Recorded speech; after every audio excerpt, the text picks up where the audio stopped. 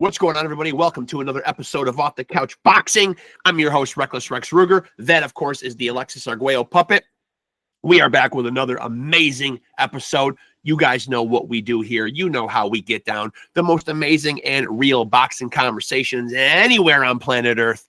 Legends, luminaries, world champions, fighters on the come up, all coming here to chop it up with your boy, Reckless Rex. Today is no different. Got another amazing episode for you guys. Before my guest gets in here, let me do the promotional thing and remind you guys to like and follow Off the Couch Boxing on Facebook. That's first and foremost. You'll get updates on new episodes when they're dropping, who will be on them, and any other big pertinent boxing news. If it's popping off in the fight game, I will put it up there. Keep you guys in the loop of what's going on in the fight game.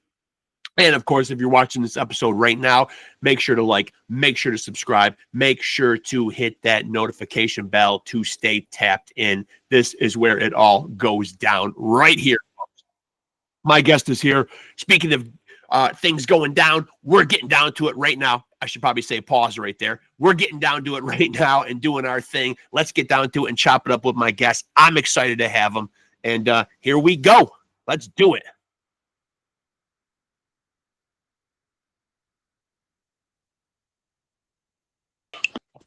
And there he is, Big Lou. What's going on, man? Good. How are you guys? Very excited to have you on here, man. I appreciate you doing this, man. Thank you. My pleasure. I gotta put my eyes on right now. Yeah, get the old man. Yeah, that's right. Get the old man glass on. I got a pair of the cheaters too, man, that I have to go to sometimes too, man. I hate to have to do it, man, but it's part of getting old, right? You know, I remember my first physical in New York. I was getting ready to fight, and the guy said, "Can you see this?" The doctor, I said, "Yeah." He said, "Can you see this?" I said, "Yeah." He goes, "Step back, step back." He goes, "What are you, part German Shepherd?" And now I am. Not anymore. I got my readers. And so, Lou, usually I kind of like to start at the beginning for people that don't know, and you know, you've been at this certainly a long time. When did you dig into boxing and get a pair of boxing gloves on? You know, ever since we were kids, my uncle was a pro boxer. My dad did the Golden Gloves back in the day in the Bronx.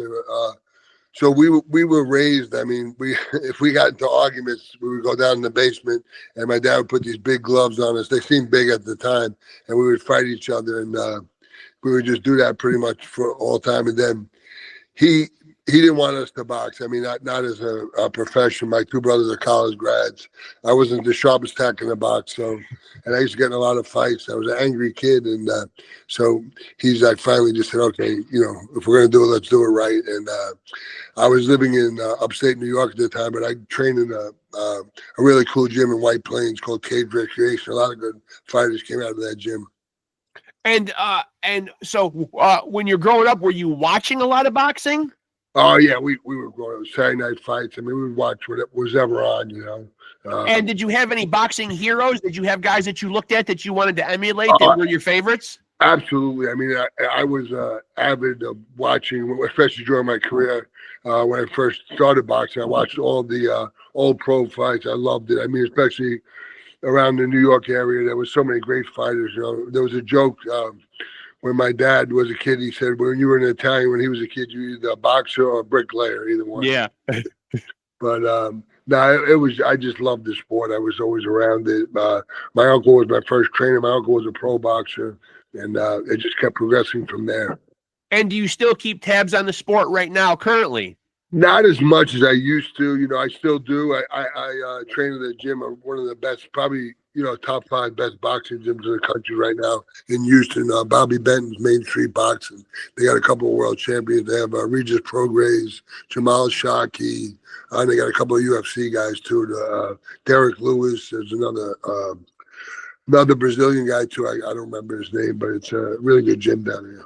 And now you took a stab, albeit for, I believe, correct me if I'm wrong, only one fight, but you did take a shot at MMA. What was the transition like? What was the transition like going from boxing into MMA? You know, I had the greatest coach. I did a lot of martial arts when I was younger, but I had the greatest jiu-jitsu coach. He was a legend in the sport, and his name was Saul Solis, great guy. And he was so very astute on this, and so it was really smart because I had about 4 months to get ready. And he said, "Lou, listen, you're not going to get great at jiu-jitsu in that short of time." So what we did was really neat. They would have we actually had a professional football player there too. They would try and just get me down, tackle me, and if I didn't go down, I had to get back up, and it worked perfectly for the fight. The guy, I went down as the guy was, I got up and he was getting up. As he was getting up, I hit him with an uppercut, and I really hurt the guy, but it worked out really well. But that was my first and last. I just don't like wrestling much and going to the floor with men. And what about eating those? And what about eating those leg kicks? Those don't seem fun. You know, it didn't bother me too much. I was a little bit of a crazy kid. I used to let the kids in my neighborhood shoot me with BB guns. I was really into like martial arts and the mind body thing. I used to break bricks and crazy stuff.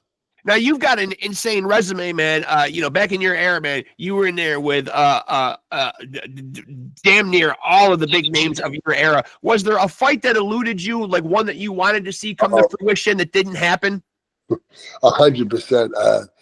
It's kind of a crazy story, but Shannon Briggs, and you know, I fought so many great fighters. You know, George Foreman. So many guys, Holyfield. But the thing with Briggs was, I didn't really care about fighting, but we were supposed to fight on 3 occasions. He pulled out each time, and one time it was really bad for me because I was training for him.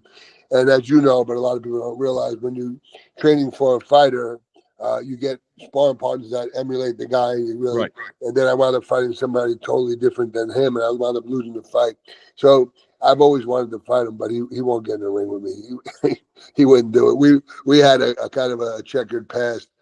I had a gym in Queens that was called Tommy Gallagher's boxing gym. It was in Queens, and so you know, there's kind of a you know, like kind of being what's the word I'm thinking about? But if you come to somebody else's gym, you don't try and kill the guy or whatever. Right. You know, you kind of give a etiquette per se. And so I was in the gym, and he had just turned pro. It was a really big deal. And it was Teddy Atlas was his trainer, and they had a TV there, which was kind of odd for just a sparring session, you know. So anyway, I started sparring, and he was trying to take my head off. And I went back to my crazy trainer, Tommy Gallagher. He's like, Louis, bust that guy a new, blah, blah, blah, blah, blah. And anyway, I caught him with a really good right hand. He was out cold, you know. And Teddy Atlas was screaming, turn the cameras off, everything. And anyway, I went over and I slapped him on the butt. I said, now we'll see, you know, what a great fighter you are, whatever. And he never, it was funny because he never would talk about it. But every time we were supposed to fight, he pulled out every fight. It was really put a lot of torment in my career. But it was funny. He said it never happened. And then this guy, Bruce Palazzi, wrote a book called Strong Island. And he talks about, he was at the sparring session when I knocked out Briggs.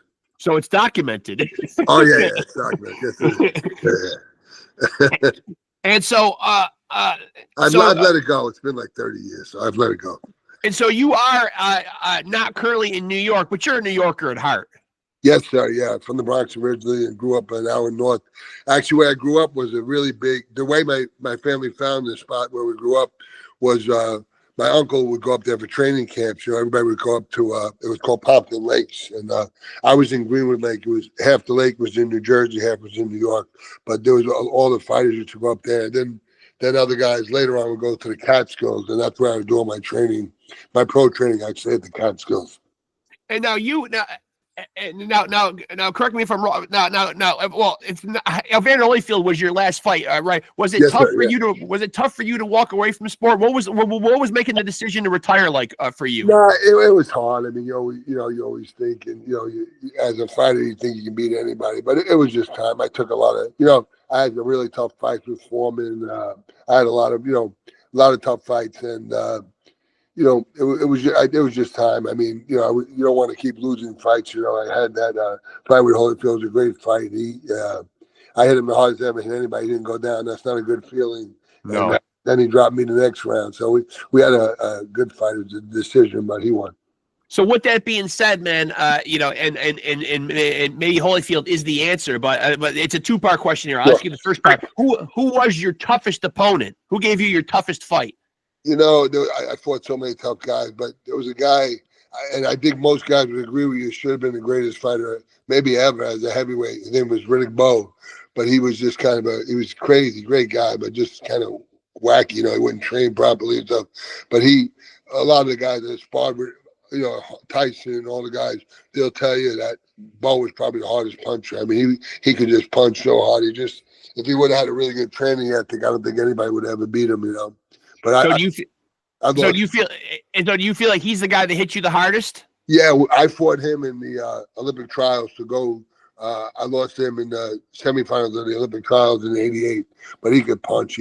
His hands were huge. He was just a mammoth puncher. And now, what was your assessment, because you did share the ring with him? Of course, back then he was a buzzsaw going through guys, man. The phenomenon of Mike Tyson. What was it like being in the ring with him? It was kind of a crazy ordeal in the sense that the fight was supposed to happen on 3 different occasions. I don't know if you remember, he got in trouble for that rape charge with at the beauty contest or whatever. So we were supposed to fight, and I was getting ready for the fight. And then they postponed it. They postponed it 3 times, and then the last time they'd had, and not to make an excuse, but I had my first son, so my wife was pregnant with my first son. So it was really hard to be, to try and stay active, helping my wife, but not being there. But anyway, I mean, he's a great finisher and stuff. And then the other thing, when I got there and we had the fight, he dropped me with, a good shot, and he's a great finisher. But I got up right away, and he hit the referee. They thought they were going to stop the fight. I thought he was stopping the fight because he hit the referee, but I lost the fight. And anyway, that's the fight that really I wish I could have had back. And so after you retired, because we do see a lot of guys, and we're still seeing guys, who are sometimes away from the sport, and then they come back. Once you retired, did you ever flirt with the idea of a comeback? Yeah, I think. I mean, people always, you always hear, the buzz and everything, and you got a guy like Jake Paul. I'm going to be 60 in 2 months, and I definitely think I would knock him out with no problem. So, to me, oh man, are we getting a Jake Paul call out right here? God, I would beat him like a redheaded stepchild. He's not a fighter. All right, so I'm glad you brought him up, because he obviously is a polarizing character. He is training and trying to perpetuate this image that he is a fighter. Do you look at him and see a fighter? No, I don't. Listen, he's getting better, obviously, and I mean that's all he has. He's pretty wealthy, he can train, but I just don't see him being a great fighter. I don't see it. I really don't. He's going to get better, I guess, but just not. I would fight him tomorrow. Do you acknowledge that he's that when he puts on these events that he brings eyes to the sport and that he's good for the sport? Listen, 100%, 200%. Listen, he makes crazy money too. When him and Tyson fought, which was just, to me, it was laughable. But I mean, I think Jake made $40 million and Tyson made $30 million. So I'd fight King Kong and Godzilla for that one. Absolutely. Yeah, absolutely. And so what's life after boxing like? But catch people up to speed on like what LOU SAVARESE is doing post-boxing career. Life's been really good to me, and I'm blessed to have 3 amazing kids. I have one graduated A&M last year, another one in college, and then I have my beautiful daughter. She's going to be 13. She's the love of my life. She does no wrong. The scariest thing with my daughter is when we go to Lululemon. That's scary. Lululemon, you can't get out of there for less than $400. Yeah, they do end up costing you a lot of money. I've got grandkids. I'm in the grandfather stage right now, though, and I do hemorrhage money like crazy. I know, but she melts me. I give her everything. But it's hard to say no, right? It's hard to say no. 100%. Yeah, I got good kids. Thank God. They're smart. I never had that problem. Yeah. And I hate to say this because I think all guys naturally have a tendency, to be proud, and they're always looking for that son and looking for boys. Yeah. But I'll tell you what, I've got 3 grandsons and 3 granddaughters, and it's the girls that really melt my heart the most. Me too. I mean, I can spend every waking minute with my daughter. She's so much fun, and she doesn't want to spend that time with me, but she's the best. Really tall. She's a really good athlete too. She's really good at volleyball. She's just going to be 13, and she's 5'10" already. It's crazy.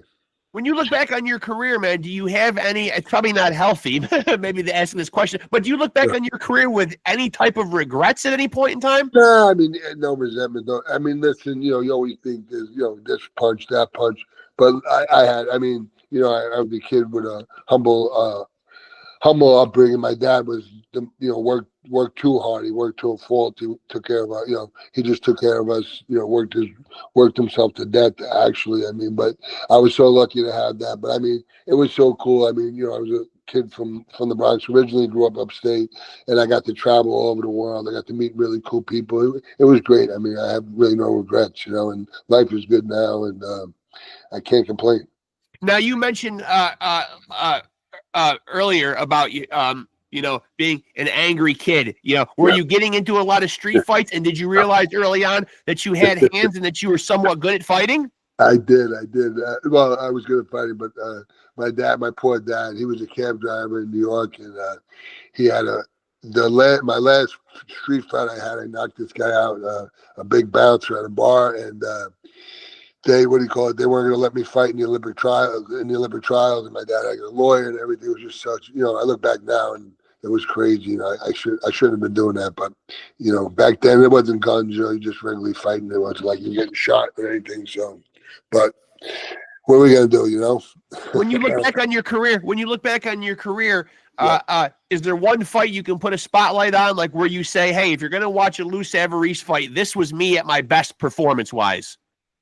Probably Douglas, and Douglas or Foreman, because Foreman for me was probably the best, because there was, I had a lot of wins at the time, but I didn't find anybody tough, so Foreman was a huge step up. The biggest guy I fought before him was Buster Mathis, but so people were thinking, people were picking me to get knocked out, and I wound up, it was a close fight, could have went either way, so that was really cool. And then the other one was Buster Douglas. It just seemed like the worst fight for me. My manager, who's the best, Bob Spagnola, but he didn't want me to take the fight. He said, just, on paper, it looked terrible. He had a great jab, had a good right hand. I could hit with right hands. I cut, but it worked out perfect. That was the first time in my boxing career. Exactly what we trained for. He did exactly what we thought he was going to do, and he did it, and I watched tapes ad nauseum. I'd watch all the tapes of him, and every time he would jab, he'd bring it back a little bit low, and it worked out perfect, If it wouldn't have been boxing, was there other avenues that you would have done in life? I was scouted out of high school for baseball, by the Red Sox, and I was supposed to go to a college and bring my GPA up, because I couldn't get any I couldn't get any scholarships because my GPA was too low. So then I just played a little bit in the Red Sox, their double A or single farm system. I didn't make it, and so I didn't make it. But boxing was my second go-to. But baseball was that would have been my dream. Now, a New York guy playing for the Sox, huh? Yeah, I know. We don't like them too much, but that would have been my dream, to play for the Yankees. But what are you gonna do? Now you're down, and now you're in Texas, Houston, Texas, here with the Astros. And now, what do you miss? And now, when you're in Texas, is there a part of being a New Yorker that you miss the most? There's no way you're getting good pizza down there. No way you're getting good pizza. 100%. I was just gonna say pizza, and you go everywhere you go. You'll go somewhere in Florida or whatever, and say, "Oh, there's a pizza just like New York," and you go, "It's not just like New York." Not the same. No. But on the flip side, I'm a big foodie. Houston is Zaggett's rated in '89, rated the best food in the United States. It's so eclectic. There's such a it's more eclectic than New York. There's so many different nationalities here. It's crazy, but the food is amazing. But the Italian food for me is not the best. Now, are you still in the promotion and the I boxing? am. Actually, we just did a show about I'd say about 3 weeks ago. It went really, really well. We had the guy we needed to win. He won, Miguel Cabrera. He won. He has a smaller title, but now he's in the mix for I believe it's the BC World title. So, really good fighter. And then we had a heavyweight on. We had another guy that's 18-0. That's undefeated, the fireman here in town. It was great fights. Really good turnout too. And when you stopped boxing, did you always know that you would keep a foot in boxing? Like, did you know you were going to get into promotion or that kind of stuff? Or were you thinking of other ventures and making a clean break and doing something different? I really wanted to do the promotions, and, not to be corny or cliche, but I just saw all this, what the promoters were doing to some of the guys. And I was right up front with that, with King and other guys. And it was just, So I really, I still want to be able to make a little bit of a change in boxing. It seems like things are getting a lot better than before, but there's still some shady stuff going on. What is the number one glaring thing that if you can make a drastic change in boxing that you'd like to see, different? Yeah, I mean, the thing would be mostly having the fighters have some leverage. It's all about, when they go with the promoters, they can have, it's not as bad now as it used to be. But, if let's just say you're a champion and you're fighting King's guy and you're with Aram, King can get, 2 or 3 options on you by, so in essence, you have 2 promoters for the next fight, and that, to me, that's really got to change, And how about scoring? Unfortunately, I talk about it on here sometimes. We do still see some awful judging and awful scoring. It's the only sport. It's really, they have different judges all the time. It should be by your merit. If they judge and they judge a good fight and they, and people say it's good, it's obvious, and then so you give them another chance. But it's just, I was kind of when I fought Foreman, one judge. It was a close fight, absolutely, but one judge had him winning by like 9 rounds. It was just, one judge had a crazy score. Yeah, it was ridiculous, and and the commissioner of Jersey, who's still there, he I don't know what to say nice about him, but he's a different guy. He's had a lot of issues and stuff, but he's still going. I think he's 80 something, and he's still the commissioner of New Jersey. Larry Hazard. Yeah. When you got into the sport, did you have a definitive end goal in mind? Like some guys have their career planned out, like where they say, I'm not going to fight past X amount of fights, or I'm going to stop at a certain age. Or were you playing most of your career by ear? Yeah, most of it by ear. I mean, that it kind of came about, organically, where I had a family and stuff, and then that was more. My cat just jumped in. More, that was more important because that's really what changed things. It was hard to, like my dad was with us. He coached every sport and everything, and I was really active in my kids. So I don't think I could have trained properly and been a dad at the same time. Yeah, that's hard juggling it, right? That's hard juggling. Yeah. A lot of schlepping, And so, obviously, you made mention about, getting to travel the world, getting to meet a lot of your heroes.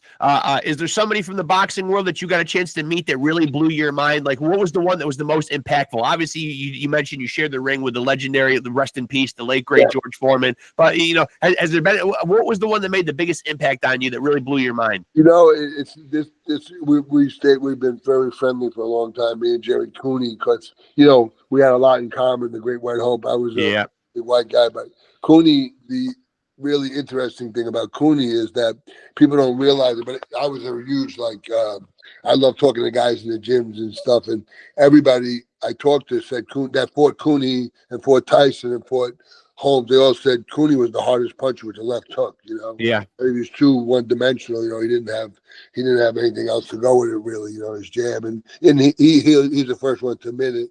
He had some really bad training, he was drinking a lot and everything, and that's really what hurt his career, but people that fought Tyson, other guys they say Cooney was the hardest puncher with the left hook. I just saw him at International Boxing Hall of Fame weekend. He looks fantastic, though. Yeah, I was just with him in Chicago with him, and it was so awesome. I was with him and Boo Boo Mancini. We were out there for the Chicago Hall of Fame. It was pretty cool. Yeah, I've had Boom Boom on. Boom Boom is a great guy. He was one of the sweetest guys I met in boxing. What a gentleman, really great. Yeah. I felt bad him going through that because I got a chance to read his book and I ended up with the tragedy that happened in the ring with him and somebody living their life. He took that extremely, extremely hard. It's ironic you say that. So the kid that just fought our main event, Miguel Cabrera, great fighter, and his brother Benjamin. He was in a fight, and my old trainer, who's now Miguel's trainer, is Bobby Benton, his dad. That's been a boxing family. Bobby's one of the greatest trainers now I've seen in a long time. But he was in Benjamin's corner, and Benjamin, I was at the fight, it was in Dallas. That'd be probably 15 years ago. And Benjamin came back to the corner, was winning the fight, and he told Bobby, he said, I don't feel good, passed out. went into the hospital and never came out, was in a coma and passed away in the hospital, you know. So now his brother is fighting, you know, and just won a small belt, you know. So it's got to be tough on his parents. I can't imagine, you know. Now, yeah, that's awful. So in your career, 46 wins, 38 knockouts. I think people would look at that record and say, you know, LOU SAVARESE was a knockout artist. Is that a fair assumption, or would you rather think that you'd be remembered having a different style? Kind of a boxer puncher. I mean, yeah, that more of a boxer puncher, but I had a good right hand, and that was my punch, you know. But I would like to be known more as a boxer puncher. You know, my favorite fighter of new age was Marvin Hagler. And Hagler, I learned a lot from him just on his training. He was a beast, you know. And every trainer I ever had told me the same thing. They said I was training too hard, you know, that I need to pull it back a little bit. Because I like leaving the gym tired, like I feel like I had nothing left, you know. Is there anybody fighting right now that's currently doing it that's must-see TV that LOU will turn into, you know, that you'll tune into if they're fighting? Any of the new guys? Crawford. It's just, you know, Crawford is getting older now, but I saw him fight. I want to say it was his 4th or 5th fight. It was here in Texas, and he was on the undercard, and he fought. And I remember turning to the guy next to me. I said, the only guy that can beat this guy is himself. I mean, he's that good. He's a phenom. He really is. We'll see. He's got a big fight one coming up, so. And so where do you rate, just, of course, subjectively, this is obviously just like, you know, LOU SAVARESE's opinion here, but where do you rate his chances should he fight Canelo Alvarez?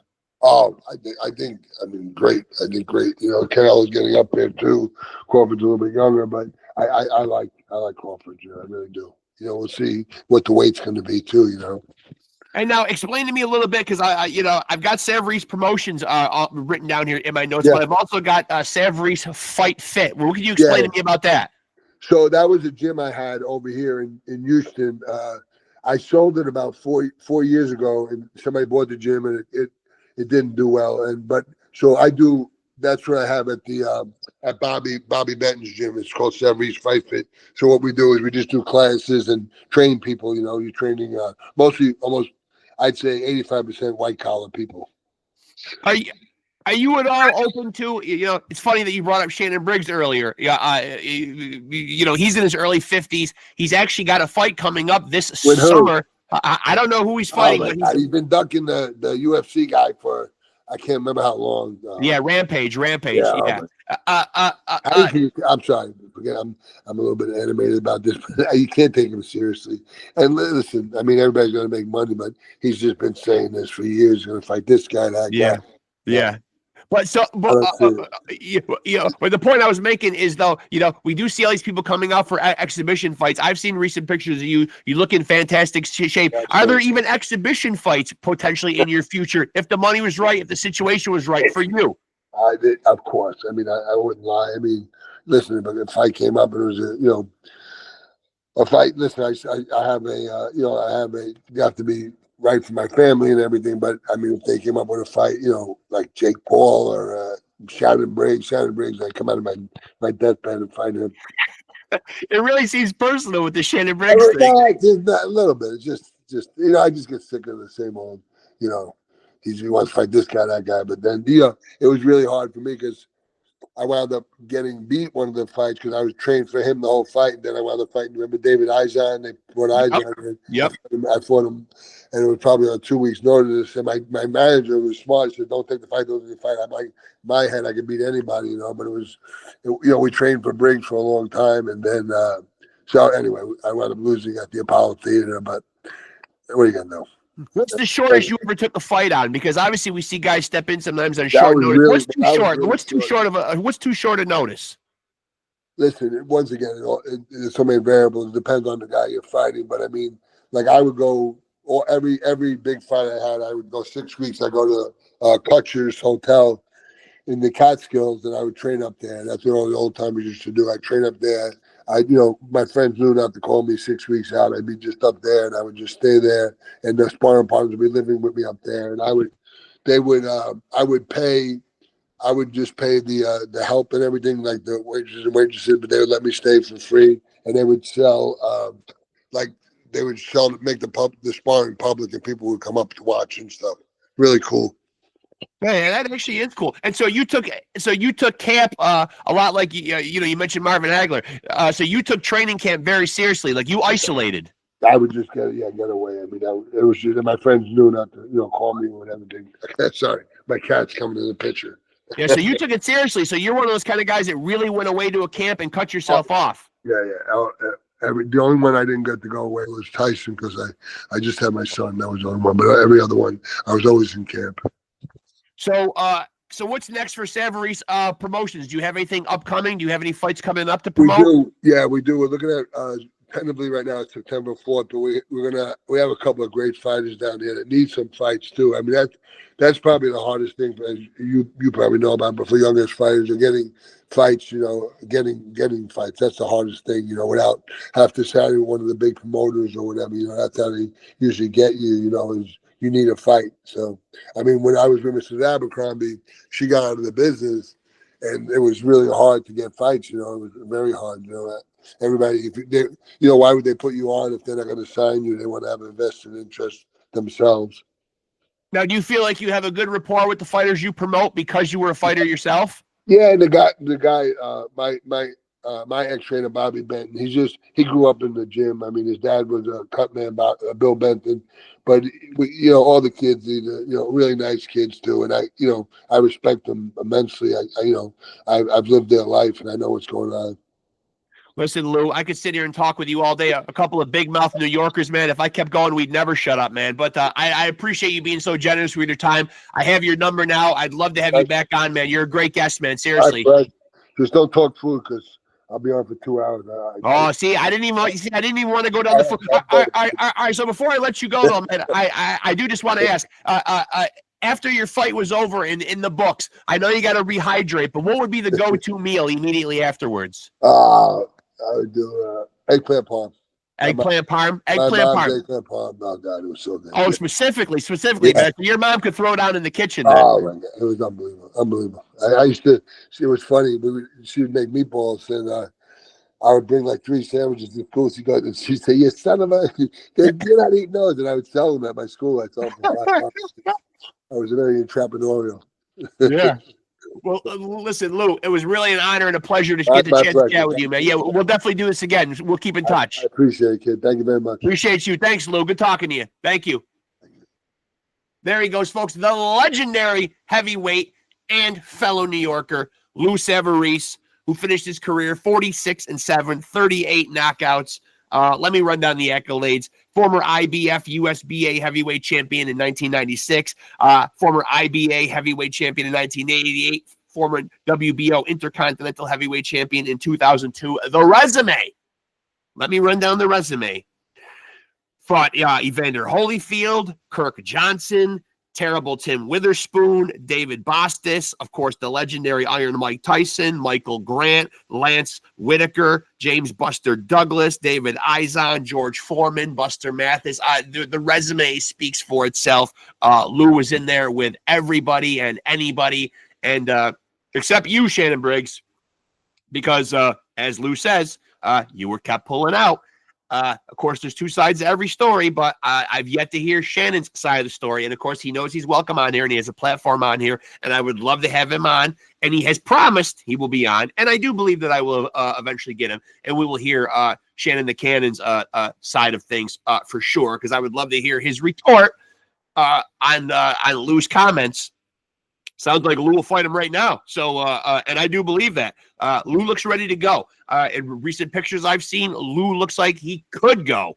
And I have no doubt about it, man. Come on. I always say we build them up here in New York, up in the Northeast, extremely tough. Now, Lou might be a transplant down in Texas, but in his heart, he's a New Yorker, man. And listen, we know how to build them up here. We just do.